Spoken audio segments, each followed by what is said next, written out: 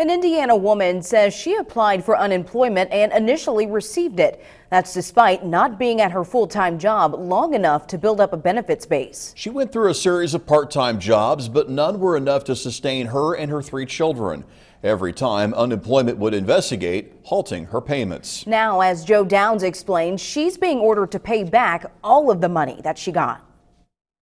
I'm flabbergasted. That was the reaction Bev Galloway had when she received this letter from the Indiana Department of Workforce Development saying that she had to pay back all of the unemployment money she received since the pandemic began. How can you say that I owe thousands of dollars back when I didn't work? We were quarantined. There was no work for these weeks. Bev's saga began last February. She had just gotten a full-time waitressing and bartending job at Smitty's Italian Steakhouse on Evansville's west side. And then the pandemic hit and changed everything. They closed down March 15th, and when they called us back, it was at limited capacity, so we didn't have as many hours. Bev applied for unemployment and initially received it despite not being at her full-time job long enough to build up a benefits base. She went through a series of part-time jobs, none enough to sustain her and her 3 children. Every time she got a new job, unemployment would investigate, halting her payments. I'd get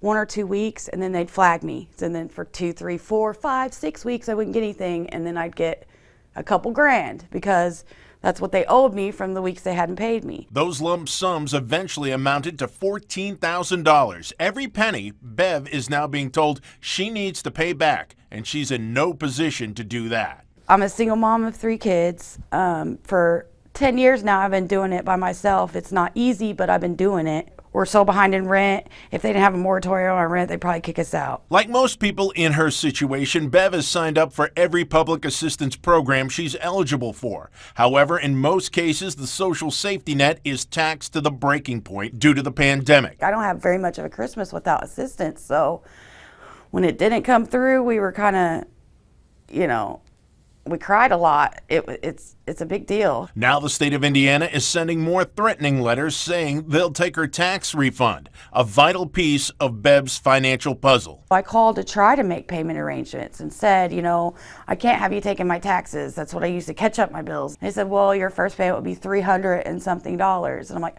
I don't even get that on a weekly paycheck. I cannot pay that. Bev says the financial toll on her and her family is nothing compared to the emotional one. The mania, not being able to sleep, your mind racing, worrying about how we're going to get this money. If we don't get this money, what are we going to do? I don't have a support system that can take me and my 3 kids on. Like, there's nowhere we can go. We'll end up in a homeless shelter, so I'm up nights worried about that. The single mother of 3 tries to shield her children from the family's economic plight, but it's not always easy. I had to take my son out of his karate classes, and he's really disappointed, and so am I, because we were so excited to be able to pay for him to get into those. You see the disappointment on their face, and you never want to do that to them. Chad Sullivan, who works at Jackson Kelly PLLC, has been practicing unemployment law for the better part of 2 decades. He says Bev is far from alone. 8-week period starting in March, there were 640,000 unemployment applications. Obviously, that's exponentially higher than usual. The process had to be expedited to get people their benefits, and now with time, they've gone back and looked at whether the granting of those benefits were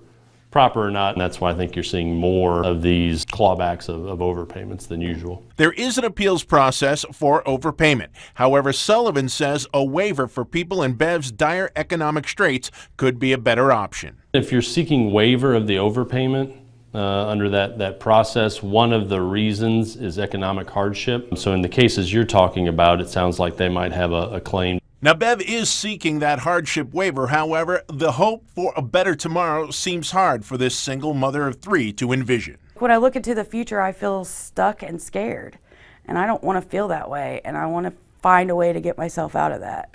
We reached out to the Indiana Department of Workforce Development to find out more about Bev's situation. Unfortunately, they declined to comment, and instead, they referred us to their website. Reporting for News 10, Joe Downs.